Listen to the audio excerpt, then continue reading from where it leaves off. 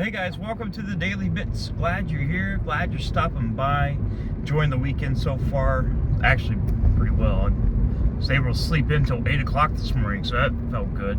You know you're an adult when sleeping in till 8 a.m. is like a major accomplishment, because usually I wake up usually around 6:30, something like that, all throughout the week. So my mind is and my body's well, you got to get up, and anything past 6 o'clock in the morning makes you a terrible human being, which I don't think I'm a terrible human being. It's just I'm not used to being able to sleep in that late.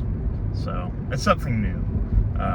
So maybe I can get used to it. Actually getting sleep, which is good. My wife said, well, Mrs. Bits said I didn't have any night terrors too bad the last few days, ever since I started taking the Seroquel, which it helps me sleep. But I guess at the beginning, I was still having problems with the night terrors, even with the Seroquel and all the other stuff. I feel like I take a cocktail full of medicines that make you want to go to sleep, which is my body at this point. If I don't take the medicine, it's hard as hell to get to sleep. I can't sleep at all. And it just makes things really hard, because my body at this point, where I've been taking sleeping type medications for all these years, it's like I can't sleep without them. And that kind of sucks a little bit, because I feel like I've become dependent on that. I'd like to eventually get off of it, but I don't think I'm ever going to be off of those in particular. Which here in October, on the 24th, I go and see that doctor in regards to my current medications, because right now my primary care are the ones that fill and prescribe my mental health meds, which it'd be kind of nice to have somebody that is in the mental health field to fill out these prescriptions, to start a plan and everything like that. I'm always scared to add in new stuff, because when you add stuff to any type of mental health stuff, anything that's going to affect your brain chemistry, you always have this chance of it fucking things up, and I don't like that. Throughout the years, I've took different things. Some made things worse, like Zoloft, for instance, made me suicidal. I had to go off immediately on Zoloft. I told him I wasn't going to take it anymore. Another would be Ambien, which Ambien, it scares me, because I don't feel like I'm in control of myself, and just the way it makes you function. And plus, you hear horror stories about people that's on Ambien that, just horror stories that we won't dive into, because just thinking about it's really scary.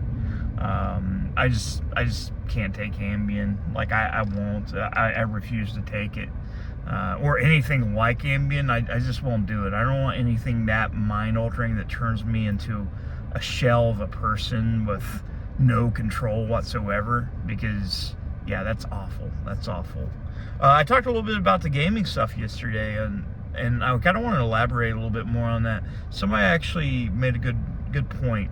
So there's a old streamer, YouTube content creator named ESP, which is probably one of the biggest lolcows on the platform, next to people like Boogie2988, which used to be my hero of some sorts. I've always wanted to meet Boogie, or stream, or do a collaboration with Boogie. I doubt that ever happened, but I'd love to.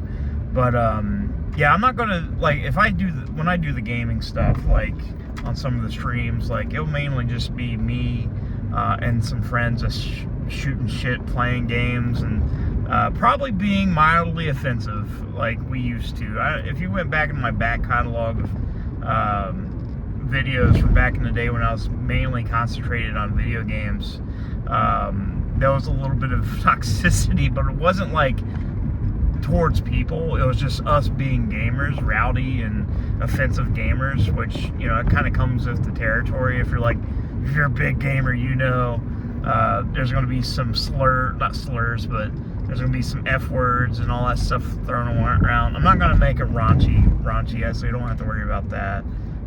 But you'll probably hear us say some stupid stuff, and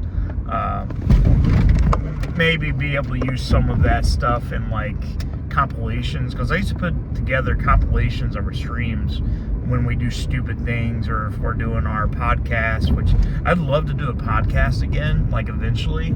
It'd just be a matter of getting the people together to do the podcast. Mainly it would be kind of similar to what it was before, like a pop culture goof off thing, conspiracies, mental health, all that stuff. Just a normal podcast. Maybe doing like one or two episodes a month.